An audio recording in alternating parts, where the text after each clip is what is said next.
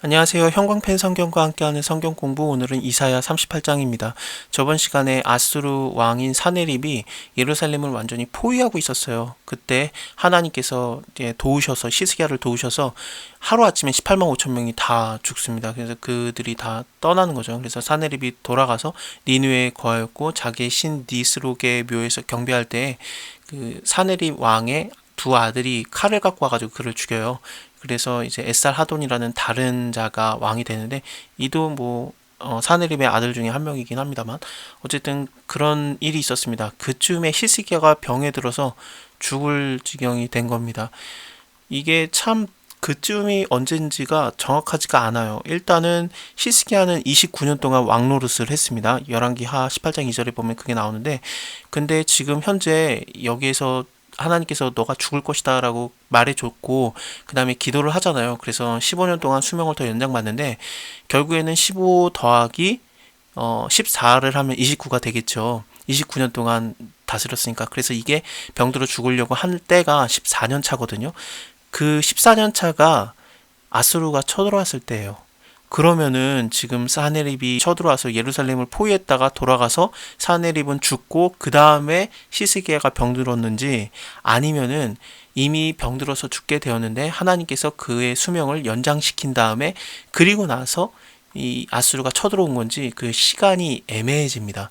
많은 신학자들은 아마 이게 전쟁 나기 전이었다라고 보거든요. 왜냐하면 6절 때문에 그래요. 너와 이 성을 아스루 왕의 손에서 건져내겠고 내가 또 이 성을 보호하리라 라는 이 말씀 때문에 하나님께서 히스기야를 살려준 이유는 당연히 히스기야의 수명에 대한 것도 있겠지만, 하지만 아스루 왕의 손에서 건져내기 위해서, 그 예루살렘 성을 보호하기 위해서 히스기야를 아직까지 죽이지 않고 수명을 연장시켰다라고 보는 견해가 좀 유력합니다.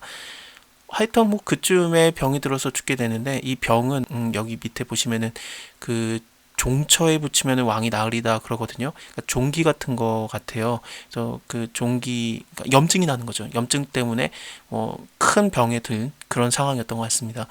그 병에 들어서 죽게 되니 아모스의 아들 선지자 이사야가 나와서 그에게 이르되, 여호와께서 이같이 말씀하시기를 너는 너의 집에 유언하라. 네가 죽고 살지 못하리라 하셨나이다.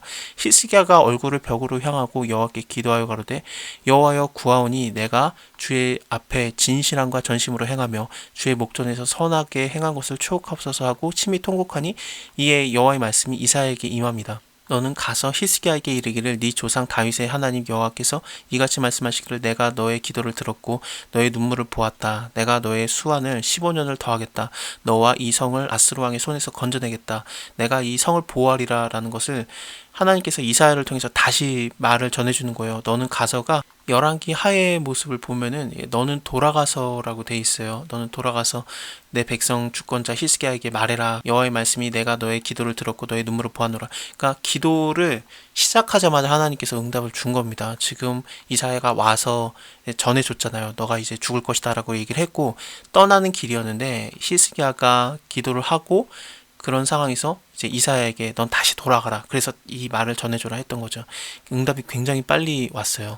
내가 너를 낫게 하리니 네가 3일 만에 여호와의 전에 올라가겠고 내가 너의 나를 15년을 더하여 줄 것이다. 내가 너와 이 성을 아스루 왕의 손에서 구원하고 내가 나를 위해서 내 종 다윗을 위함으로 이 성을 보호하리라 하셨다 하라 하셨더라. 이사야가 가로되 무화과 반죽을 가져오라 하매 무리가 가져다가 그 종초에 놓으니 나았어요.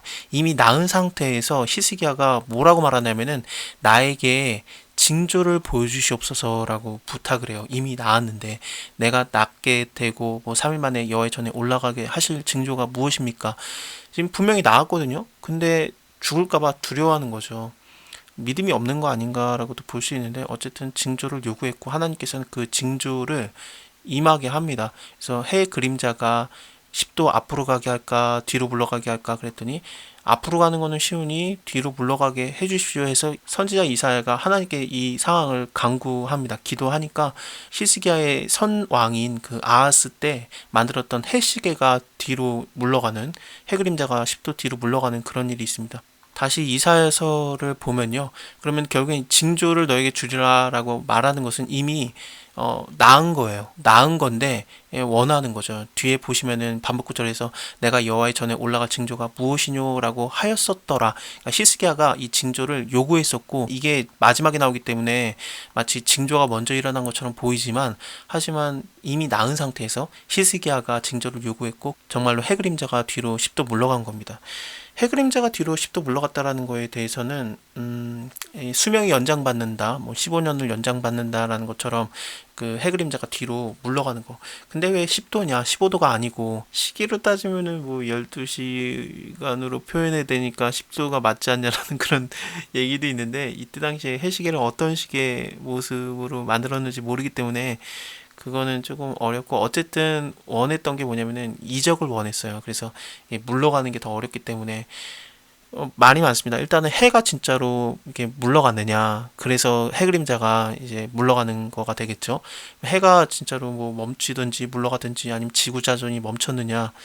그렇게 보는 사람도 있는데 하나님께서 왜 그거 못하겠느냐. 당연히 저도 그렇게 생각합니다. 하나님께서 못할 게 없죠. 근데 여기서 해가 멈췄더라라는 그런 여호수아서에서 나왔던 그런 말이 아니라 여기서는 그냥 해 그림자가 물러갔더라라고 나와요. 그러니까 해가 굳이 멈출 필요 없이 해 그림자가 뒤로 물러가면 되는 거 아니냐. 어쨌든 히스기야 입장에서는 자기가 지금 두려운데 나를 믿게 할 만한 그 징조를 보여주셔서 그래서 해그림자만 보고 있었던 거니까 그래서 해그림자에 대한 이적만 일어난 거 아닐까라고도 보기도 하는데 그것도 물론 맞는데요. 저는 해가 아예 뒤로 물러갔다라고 보는 게 더 성경적인 견해일 것 같아요. 왜냐하면은 역대하를 보면은 32장에 바벨론의 방백들이 히스기야에게 사자를 보내서 그 땅에 나타난 이적을 물을 때라고 돼 있거든요. 뭔가 이적을 본 거예요. 그러니까 바벨론에서도 이 유다 땅에 일어난 그 기적을 봐서 그걸 물어보러 온 거라고 나와요. 그때 하나님이 히스기야를 떠나시고 그 심중에 있는 것을 다 알고자 하사 시험하셨더라. 이 시험하는 내용은 바벨론의 사자들이 왔을 때 자기의 모든 것들을 다 보여주지 않습니까? 히스기야가 그거는 다음 장 39장에서 나오는데 궁중에 있는 모든 소유라든지 보물들 뭐 무기고에 있는 것까지도 그것을 보여준 것 때문에 이사야가 와가지고 너 지금 도대체 뭔 짓을 한 거냐라고 이거 전부 다 뺏기게 될 거라고 하나님의 메시지를 다시 전해주러 오거든요. 그런 걸 따지고 보면은 결국에는 그 바벨론의 그 사자들이 왔을 때가 이적을 받기 때문에 온 겁니다. 물론 여기 이사야서에서는 히스기야가 병들었다고 했기 때문에 왔다라고 돼 있지만 분명히 역대하에서는 이적이 이 땅에서 나타났기 때문에 그 유다 땅에서 나타났기 때문에 그게 뭔지 물어보러 바벨론에서부터 온 거예요. 해가 뒤로 물러간 것 같아요. 자, 이렇든 저렇든 그 엄청난 이적이 일어났고 유다 왕 히스기야가 병이 들었다가 그 병이 나을 때 기록한 글이 이러하니라. 내가 말하기를 내가 중년에 음부의 문에 들어가고 뭐 사망에 이르게 된다 그런 거겠죠. 연연을 빼앗기게 되리라 하였도다. 내가 또 말하기를 내가 다시는 여호와를 뵙지 못하리니 생존 세계에서 다시는 여호와를 뵙지 못하겠고 내가 세상 거민 중에서 한 사람도 다시는 보지 못하리라 하였도다. 여호와 산자들의 땅에서 그를 뵈지 못한다 뭐 그런 식으로도 번역이 가능해요. 굉장히 좀 문학적인 느낌이 들죠. 나의 거처는 목자의 장막을 거둔 것 같다. 그래서 내가 지금 여기 머물러 있는 거는 목자가 장막을 막 이렇게 걷어내는 것처럼 그냥 내가 옮겨지는구나. 나를 떠나서 옮겨졌다.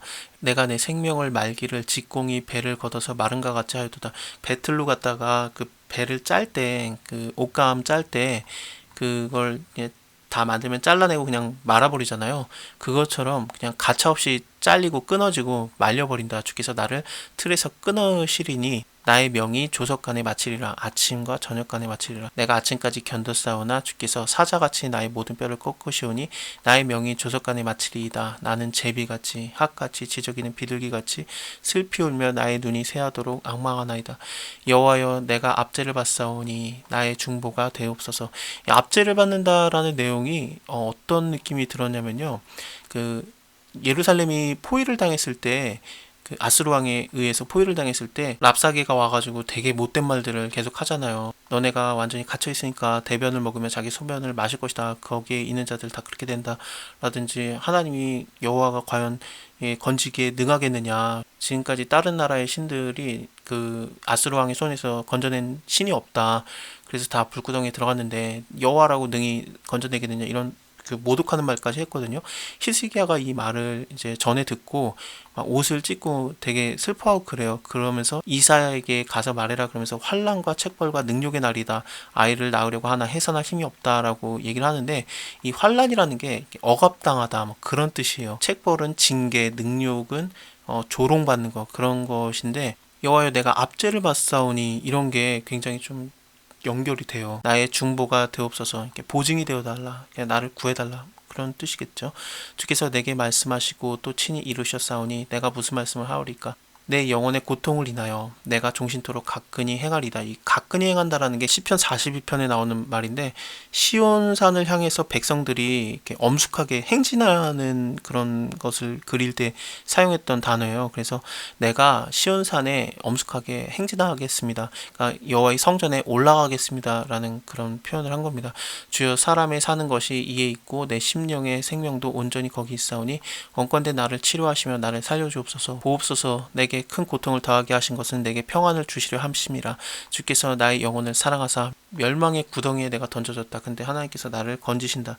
구덩이까지는 들어갈 수도 있어요. 하지만 그 구덩이에서 내가 멸망당하지는 않는다라는 것으로 하나님을 믿는 거죠. 다니엘서에서도 사자 굴까지는 들어갈 수 있어요. 하지만 굴에서 사자에게 해를 받는 게 아니라 하나님께서 보호하시는 거 아니겠습니까? 요셉도 마찬가지로 구덩이에 던져지는데, 첫 번째 구덩이는 형제들이 던져가지고 들어가게 된 구덩이였고, 근데 마침 물이 없었기 때문에 요셉이 죽지 않고 나오지 않습니까? 물론 형들이 끌어내가지고 팔아먹는 거죠.